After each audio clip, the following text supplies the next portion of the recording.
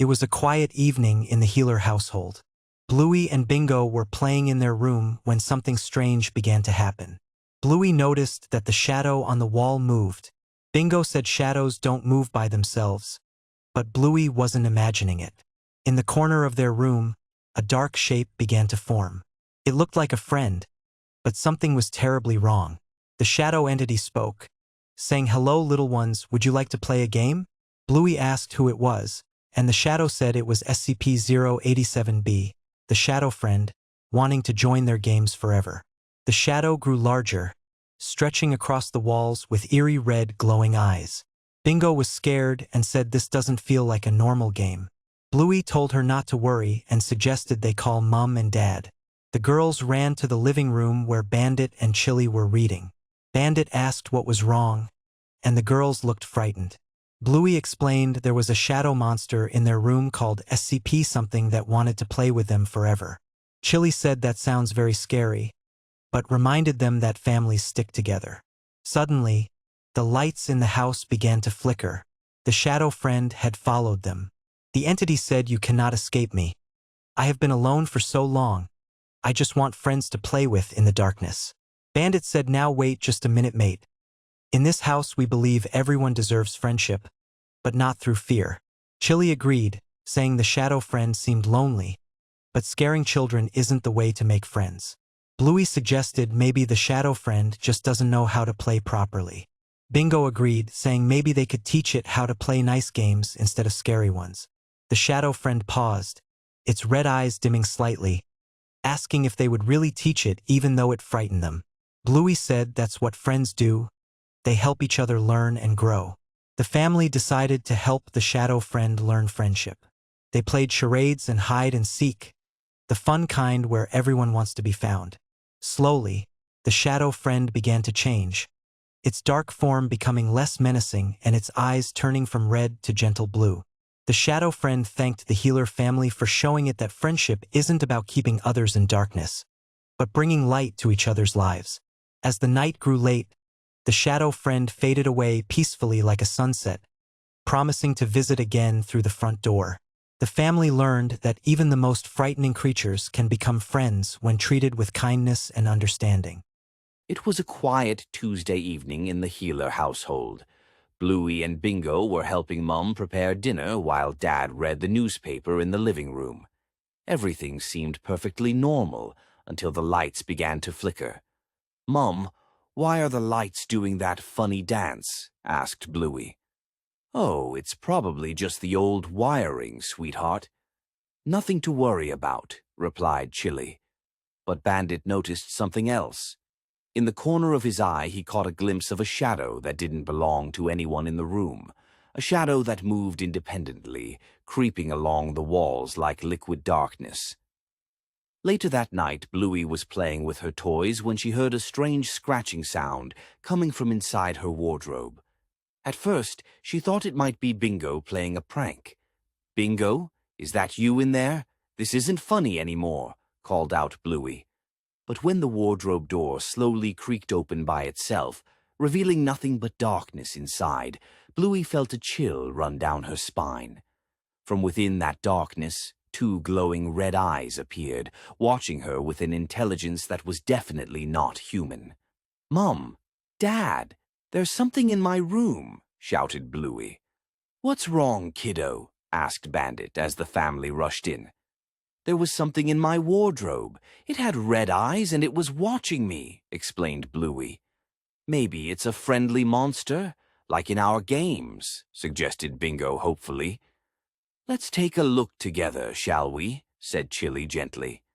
When they opened the wardrobe, they found something that made their hearts skip a beat. Strange symbols were carved into the back wall, symbols that seemed to pulse with a faint, otherworldly light. These weren't ordinary scratches. They looked ancient, purposeful, and somehow alive. Suddenly, the temperature in the room dropped dramatically. The shadows in every corner began to move and merge, forming into a tall, humanoid figure with elongated limbs and those same glowing red eyes. This was SCP-280, known as the Shadow Entity, a creature that feeds on fear and thrives in darkness. "Fear, I can taste your fear," whispered the entity in a distorted voice. "Kids, stay behind me," commanded Bandit protectively. The entity towered over them, its form constantly shifting and writhing like smoke. But then something unexpected happened. Instead of cowering in terror, Bluey stepped. It was a quiet Saturday morning in the Healer family home. Bluey and Bingo were playing in the living room while their parents prepared breakfast. Bluey found a mysterious board game called Shadow Tag in the attic. The ancient-looking board had strange symbols and a single black dice that seemed to absorb light. As Bluey rolled the dice, the room grew darker. The shadows on the walls began to move independently, stretching and twisting in impossible ways. The shadow versions of Bluey and Bingo began playing alongside them, but with eerie, jerky motions. Soon, the shadows acted independently, reaching toward the real girls with dark, elongated arms. When Bandit and Chilli rushed in, their own shadows had come alive too, standing behind them with glowing red eyes. The Shadow family surrounded the real healers, growing larger and more menacing. But Bluey remembered something important about shadow games. Shadows can't exist without light. Working together, the family positioned mirrors around the room, reflecting sunlight onto the mysterious dice. As light hit the dice, it began to glow white. The shadows shrank back to their normal positions, and the mysterious board game faded away like smoke. The Healer family learned that even the scariest games can be won with teamwork, cleverness, and a little bit of light. Because shadows are just the absence of light, and there's always a way to bring the light back. It was another ordinary day in Brisbane, Australia. Bluey was playing in the backyard with her little sister Bingo when something extraordinary was about to happen. The two sisters ventured into the dusty old shed behind their house. Among forgotten items, Bluey spotted something unusual. A glowing, web-covered box tucked away in the corner. As Bluey reached for the mysterious box, a small, colorful spider with bright blue and red markings crawled out from the webs. Before Bluey could react, the spider gently bit her paw. Instead of pain, she felt a warm, tingling sensation. Suddenly, Bluey began to change. Her blue fur started to shimmer with red web patterns. Her eyes became larger and more alert. Bluey discovered she could now stick to walls and ceilings. She could shoot webs from her paws, and her senses were incredibly sharp. She had become Spider Bluey. Just then, they heard a commotion from the street. A runaway ice cream truck. Spider Bluey swung into action, using her new web-slinging abilities to chase down the truck. With her enhanced agility and strength, she managed to safely stop it before anyone got hurt. The crowd cheered for their new superhero. From that day forward, Bluey used her spider powers to help her community, always remembering that with great power comes great responsibility. And so, the adventures of Spider Bluey began, bringing joy, help, and web-slinging fun to everyone in Brisbane. Because sometimes, the most ordinary days can become the most extraordinary adventures. It was a quiet Tuesday morning in the Healer household. Bluey and Bingo were having breakfast with Mom and Dad, just like any other day. But something felt different.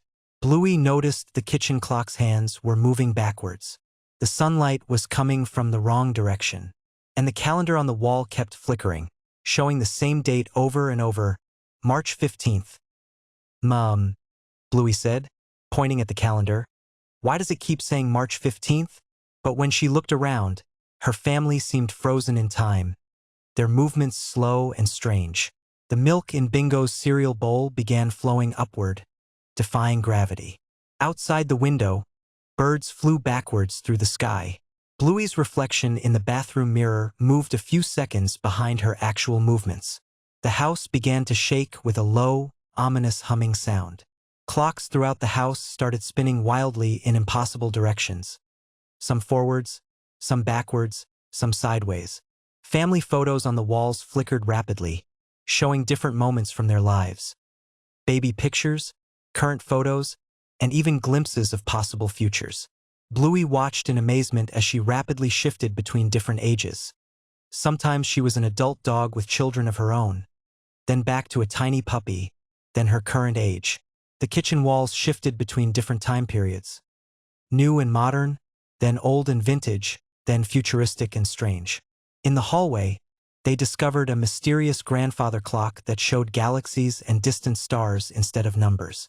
The clock's hands spun in impossible patterns, and reality seemed to bend around it. The family saw glimpses of alternate versions of themselves, different life choices, different possibilities, all overlapping in a confusing temporal maze. As the temporal chaos intensified, the Healer family realized what was happening. They were experiencing their deepest fear, the fear of time passing, of change, of growing up and growing apart. But instead of running away, they joined hands around the mysterious grandfather clock. Their love and bond created a warm, stabilizing energy that began to calm the temporal storm. The clock revealed its truth. It wasn't a curse, but a reflection of their fears about time and change. As they embraced the natural flow of time together, the clock chimed 12 times, and everything returned to normal. The calendar finally moved to March 16th, then 17th. That evening, as they snuggled together for bedtime, the grandfather clock ticked peacefully in the background. They had learned that time's passage wasn't something to fear, but something to cherish, because every moment together was precious.